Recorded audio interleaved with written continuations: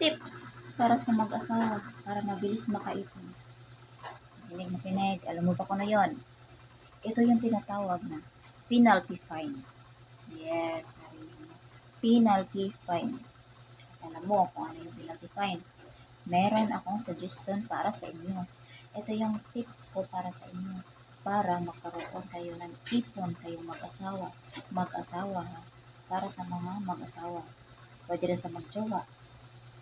Pwede rin yun. At para magkaroon ng ipon, unang solusyon, unang tips na gagawin nyo, bawat tampo may kabayaran. Bawat tampo, 100. Yes, 100 bawat tampo. So, dapat, hindi talaga kayo magtatampo kasi kapag nagtatampo, isa sa inyo, alam niyo na pareho na may bayad yun. Pero hindi naman masama kapag magkaroon kayo ng hindi pagkakaunawaan tapos magbigay ka ng 100 pesos. Okay lang naman sa inyong dalawa kung sino yung magtapos sa inyo may kabayaran. Kasi para sa inyo lang naman yun. Para sa ikakabuti nyo lang mag-asawa yun yung ginagawa ninyo. Diba? Pangwais ka, no? So, next na tayo. Pangalawa, pag hindi agad nag-reply, 50 peso. Yes. Simple lang, 50 peso lang. Bakit? Gusto mo ba ng malaki? Ang liit lang nun.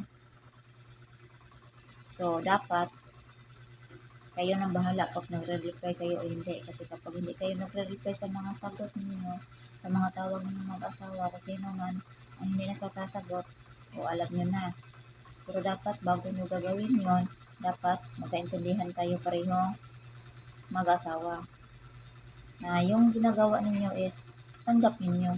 At para sa sarili nyo, kinabukasan ang ginagawa ninyo. Para may makita kayong ipon.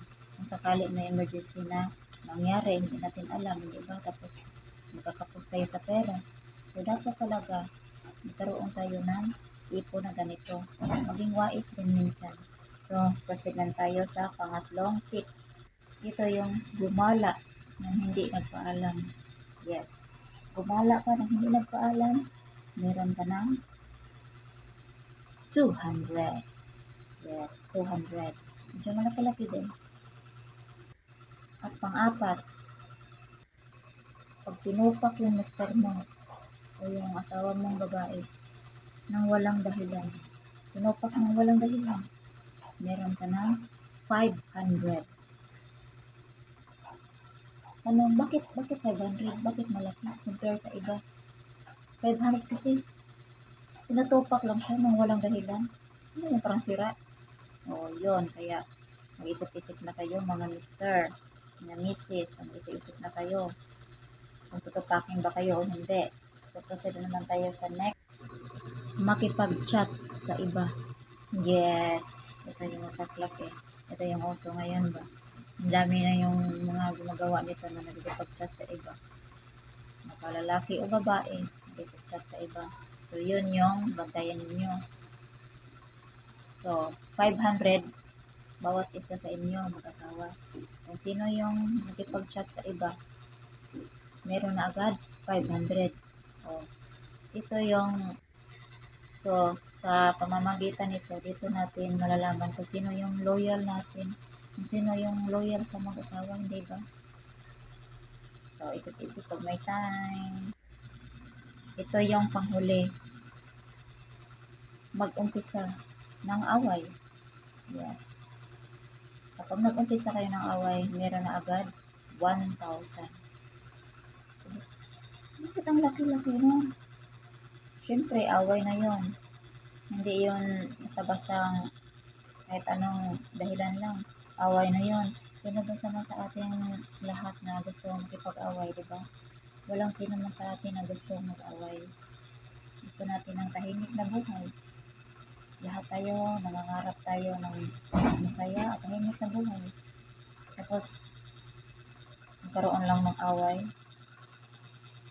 kahit naman ako, ayaw ko ng away. Pero dahil sa tips kong to, kung mag-aaway kayo, okay lang mag-away, at least nakakaipon ng 1K, di ba? So, saan ka pa nun?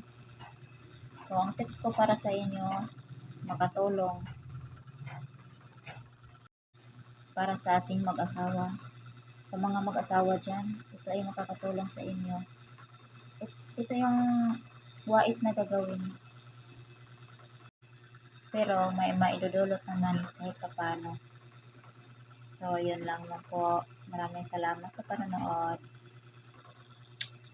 Ay, by the way, gusto ko munang i-shout out lahat ng mga followers ko dyan, yung mga active na nagpa-follow sa akin. Tsaka sa mga friends ko, sa mga friends ko na hindi active, yung hindi sumuporta. Maraming thank you pa din. Sa lahat-lahat ng followers ko na sumuporta sa video ko, maraming thank you sa lahat. Hayaan nyo, kapag umangat tayo pareho, hindi ko kayong kakalimutan. So, patuloy lang po tayong sumuporta sa isa't isa. Hanggang tayo pareho. So, good luck and maraming salamat.